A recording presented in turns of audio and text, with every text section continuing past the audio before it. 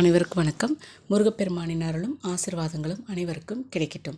இந்த பதிவில் நம்ம எதை பற்றி பார்க்க போகிறோம் அப்படின்னா, முருகப்பெருமானுக்கு உகந்த விரத நாட்கள் அப்படின்னு மிக சிறப்பான வழிபாடுக்குரிய நாட்கள் அப்படின்னு சொல்லி நிறைய இருக்குது. அதில் மிக முக்கியமான ஒன்று அப்படின்னா தைப்பூசம் தான். தைப்பூசம் அப்படின்னோடனே எல்லாத்துக்கும் உடனே ஞாபகம் வருது பழனி முருகன் கோவில் தான். அங்கே நம்ம வழிபாடு பண்ணுறது, அங்கே மக்கள் பார்த்திங்கன்னா பாத யாத்திரை போகிறது, காவடி எடுத்துகிட்டு போகிறது, பால் குடம் எடுப்பது, இந்த மாதிரி நிறைய விசேஷங்களை பழனியில் செய்வாங்க. அது நிறைய பேர்த்துக்கு தெரிஞ்சிருக்கும். இதை நம்ம எப்படி வழிபாடு பண்ணுறது, இந்த விரதம் எப்படி மேற்கொள்கிறது அப்படிங்கிறத பற்றி தான் இந்த பதிவில் நம்ம முழுசாக பார்க்க போகிறோம். வீடியோவை ஸ்கிப் பண்ணாமல் பாருங்கள். நிறைய தகவல்கள் நல்ல பயனுள்ளதாக கொடுக்குறேன். இந்த விரதம் பார்த்திங்க அப்படின்னா, பொதுவாக பாத யாத்திரை போகிறவங்க மட்டும்தான் மாலை போட்டுட்டு போகலாம். ஆண்கள் மட்டும்தான் மாலை போடணுமா, பெண்கள் போடலாமா அப்படின்னா தாராளமாக பெண்கள் போடலாம். மாதவிடாய் நாட்கள் வருது அப்படின்னா அதை கழித்து அடுத்து வரக்கூடிய நாட்களை கணக்கு பண்ணி 7 நாள் 3 நாள் அப்படின்னு அந்த விரத நாட்களை ஒற்றைப்படை எண்ணிக்கையில் தைப்பூசம் நிறைவு பெறும்போது ஒற்றைப்படையாக இருக்கணும். அந்த மாதிரி கால்குலேஷனில் நம்ம மாலை போட்டுக்கலாம். வீட்டில் இருக்கும் பொழுது தினமும் நம்ம காலை மாலை விளக்கேற்றி சாமிகளுக்கான அந்த பூஜைகளையும் பாடிட்டு நிவேதனம் எதையாவது படைத்து தீப தூப ஆராதனைகளை காட்டி நம்ம வழிபாடு செய்யணும். இதுதான் நம்ம தினமும் அன்றாடம் நம்ம விரதம் இருக்கோம், மாலை போட்டு விரதம் இருக்கோம் அப்படின்னா காலணி இட்டுக்காம செருப்பு போட்டுக்காமல் இந்த மாதிரியான விஷயங்களை நம்ம ஃபாலோ பண்ணணும். இதுதான். இதில் பார்த்திங்கன்னா மிக முக்கிய வழிபாடு அப்படின்னா முருகனுடைய படம், இன்னொன்று வேல் கண்டிப்பாக வேல் வச்சு வழிபாடு பண்ணி நம்மளுடைய ஒரு கோரிக்கையை நம்ம வைக்கிறோம் அப்படின்னா சர்வ நிச்சயமாக முருகப்பெருமானோட அருள் கிடச்சி நம்ம கோரிக்கை நிச்சயமாக நிறைவேறும். நியாயமான எந்த கோரிக்கையாக இருந்தாலும் உடனடியாக நிவர்த்தி பண்ணி கொடுப்பார். அவ்வளோ ஒரு அதீத சக்தி வாய்ந்த ஒரு விரத வழிபாடு இந்த தைப்பூச விரத வழிபாடு. ஸோ இதை ஒவ்வொரு நாளுமே 11 வாரம் 7 அதாவது 11 நாள் 7 நாள் அப்படின்னு கணக்கிட்டு நம்ம எடுத்துகிட்டு வேலுக்கு பால் அபிஷேகம் செய்துட்டு ஒரு கிண்ணம், ஒரு டம்ளர், அது உங்களுடைய அதாவது என்னென்னா பித்தளையாக இருக்கணும், 6 செம்பு, இந்த மாதிரி மண் அகல் விளக்கு, மண்ணில் வர அந்த குவளை மாதிரி இருக்கும் இல்லையா, அதை எடுத்துக்கோங்க. அதில் பச்சரிசியை நிரப்பி வேலுக்கு பால் அபிஷேகம் செய்துட்டு அந்த வேலை இதில் அந்த பச்சரிசி வச்சுருக்க இடத்துல குத்தி வச்சு மஞ்சள் குங்குமம் பொட்டு சந்தனம் பொட்டு எல்லாம் வச்சு பூவெல்லாம் வச்சிடணும். வச்சுட்டு அதற்கு முன்னாடி தினமும் நீங்கள் வழிபாடு பண்ணுறீங்க அப்படின்னா ஒரு நாளைக்கு பேரிச்சம்பழம், ஒரு நாளைக்கு கல்கண்டு அந்த மாதிரி படைக்கலாம். சரிங்களா? அப்படி தினமும் வழிபாடு பண்ணிவிட்டு முருகனுக்கு பிடிச்ச வேல் மாறல் படிக்கிறது, அதே மாதிரி கந்தசஷ்டி கவசம் படிக்கிறது அப்படின்னு சொல்லி வழிபாடு பண்ணுங்கள். ஒவ்வொரு நாளுமே தினமும் நீங்கள் அந்த பச்சரிசியை மாற்றணும். பச்சரிசியை மாற்றிட்டு வழிபாடு பண்ணும்போது அந்த பச்சரிசியை மாற்றிட்டு தினமும் வேலுக்கு அபிஷேகம் பண்ணி அதை வச்சு நீங்கள் ஒரு கோரிக்கையை வைக்கிறீங்க அப்படின்னா உங்களுடைய கோரிக்கையை ஒரு வெள்ளைத்தாளில் எழுதி முதல் நாள் ஆரம்பம் அன்னைக்கே எழுதி வச்சிடணும். குழந்தை வர வேண்டும் அப்படின்னா எனக்கு குழந்தை ஆரோக்கியத்தோட ஒரு குழந்தை பிறக்கணும், எனக்கு கொடுங்க, ஆசீர்வதிங்க அப்படி சொல்லி எழுதி நம்மளுடைய என்ன கோரிக்கையோ அதை எழுதி அந்த வேல் முன்னாடி நீங்கள் வச்சிடணும். வச்சு வழிபாடு பண்ணி தினமும் இதை வழிபாடு பண்ணிட்டு வரணும். இதில் கடைசி நாள் பார்த்திங்க அப்படின்னா முருகனுக்கு பிடித்த பஞ்சாமிர்தம், அதே மாதிரி சக்கரை பொங்கல், இப்படி அதே மாதிரி தேங்காய் பழம், ஒரு பூஜை அப்படின்னாலே கண்டிப்பாக வெற்றிலை பாக்கு, கொட்டைப்பாக்குன்னு சொல்லிடுறோம் இல்லையா, களிப்பாக்கு, அது வச்சுட்டு வெத்தலைப்பாக்கு, பூ, பழம், தேங்காய் இது உடைக்கிறோம், வழிபாடு பண்ணுவோம். சரிங்களா? 6 அகல் விளக்கு அன்றைக்கி ஏற்றிடணும். லாஸ்ட்டு தைப்பூசம் முடிகிற அன்றைக்கி மட்டும். மித்த நாட்களில் தனியாக வேலுக்கு நீங்கள் ஒரு விளக்கு ஏற்றினால் போதும். ஆனால் தைப்பூசம் முடிகிற அன்றைக்கி 6 அகல் விளக்கை ஏற்றி உங்களுடைய கோரிக்கை.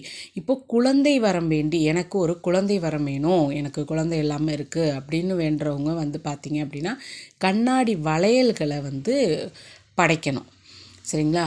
அதை படைச்சிட்டு அதில் இப்போ நீங்கள் ஒத்தப்படையில் படைக்கிறீங்க அப்படின்னா ஒரு 11 வளையல் அப்படின்னு படைக்கிறீங்க, 9 வளையல் வைக்கிறீங்க அப்படின்னா அதில் அந்த குழந்தை யாருக்கு வேணும் அப்படின்னு நினைக்கிறீங்களோ அவங்க கணவர் கையில் கொடுத்து சரிங்களா? அந்த பொண்ணுக்கு, அந்த மனைவிக்கு வந்து அவங்க கிட்ட போட்டுக்க சொல்லுங்கள். இல்லை கணவர் வெளியூரில் இருக்கார், வெளியில் இருக்காங்க அந்த நேரத்தில் அப்படின்னா, பெரியவங்க, வீட்டுக்கு பெரியவங்க யாரோ அவங்க கையில் கொடுத்து அந்த மணி முன்னாடியே, அந்த வேல் முன்னாடியே பூஜை முடிஞ்சு இது பண்ணதுக்கப்புறம் போட்டுட்டு 2 வளைகளை பக்கத்தில் உள்ள கோவில்களுக்கு போய், அந்த மீதி வளையலை கோவிலில் போய் 2 வளையலை சாமிக்குன்னு வளையல் எடுத்து வச்சு கொண்டு போய் கோவிலில் கொடுத்துடணும். இது குழந்தை வரம் வென்றவங்க. அதே மாதிரி நோய் நொடி அதிகமாக இருக்கவங்க என்ன பண்ணணும் அப்படின்னா, பச்சை கலர் நிறத்தில் உள்ள துண்டு, சரிங்களா, பச்சை கலர் அந்த நிறத்தில் உள்ள துண்டு, கயறு, அந்த மந்திரிச்சு கையிலெல்லாம் கோவில்களெல்லாம் கயிறு கட்டி விடுவாங்க இல்லையா, அந்த பச்சை நிற கயிறு இதெல்லாம் வாங்கி முருகனுக்கு அபிஷேகத்தில் வந்து பூஜையில் படைச்சிட்டு அதை எடுத்து போய் பக்கத்தில் அக்கம் பக்கத்தில் எல்லாத்துக்கும் தானம் கொடுக்கறது. இல்லை அப்படின்னா யாராவது ஜோதிடர்கள், அந்த பூசாரி, கோவிலில் உள்ள ஐயருங்க, இவங்களுக்கு எல்லாத்துக்குமே அந்த மாதிரி பச்சை நிற துண்டை 7, 9 அப்படின்னு சொல்லி தானம் கொடுக்கறது. கயிறையுமே இப்போது நீங்கள் எடுத்துகிட்டு போய் ஒரு கயிறு கொடுத்தீங்கன்னா அவ்வளோ சீக்கிரம் யாரும் வாங்கலை அப்படின்னா கோவிலில் கொடுத்துடலாம். அந்த ஐயர் வந்து பார்த்திங்க, அங்கே இருக்க பூசாரி என்ன பண்ணுவாங்கன்னா அதை வந்து அவங்க கொடுத்துருவாங்க, மக்களுக்கு அதை கொடுத்துக்குவாங்க. ஸோ ஆக மொத்தம் கடவுள்கிட்ட அதை சேர்த்துடணும், அதுதான். ஸோ நீங்கள் கோவிலில் போய் கொடுத்துருங்க. அதை அந்த மாதிரி துண்டு பச்சை கலர், அது நோய் நொடி தீர்றவங்க இதை செய்யலாங்க.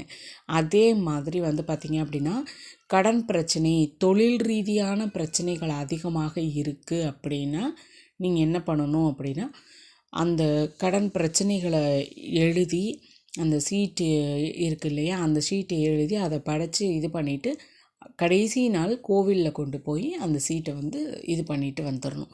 இந்த மாதிரி நீங்கள் வழிபாடு பண்ணுறது ரொம்ப, அதே மாதிரி அன்று காலையிலேருந்து, அதாவது இந்த மாலை போட்டிருக்கப்போ எல்லா நாளுமே விரதம் இருக்கலாம். ஒரு வேளை சாப்பாடு சாப்பிட்டுட்டு விரதம் இருக்கவங்களும் இருக்கலாம். 3 வேளையுமே இருக்க முடியும் அப்படின்னா பால் பழம் மட்டும் சாப்பிட்டுக்கிட்டு வந்து விரதம் இருக்கலாம். இல்லை குளிச்சுட்டு காலையில் பூஜை பண்ணிவிட்டு சாப்பிட்டுக்கோங்க. உடல்நிலை சரியில்லை, மாத்திரை போடணும், இந்த மாதிரி இருக்கவங்கெல்லாம் காலையில் குளிச்சுட்டு வேல் பூஜையெல்லாம் பண்ணி முடிச்சுட்டு விரதம் இருக்காமல் சாப்பிட்டுட்டு ஃபுல் நேரமும் சாப்பிட்டுட்டு கூட விரதத்தை இருக்கலாம். கடைசி நாள் தைப்பூசத்தன்று மட்டுமாவது உபவாசம், அதாவது விரதத்தை மேற்கொள்கிறது ரொம்ப ஒரு சிறப்பான ஒரு பலனை வந்து நமக்கு தரும். இல்லை அன்றைக்கும் முடியாது அப்படின்னா காலை பூஜையை முடிச்சுட்டு மதியம் வரைக்கும் சாப்பிடாமல் இருந்து மதியத்துக்கு மேலே நீங்கள் வந்து சாப்பாடு பண்ணிக்கலாம். ஈவினிங் பூஜை முடித்து சாப்பிட்றது ரொம்ப விசேஷமாக இருக்கும்.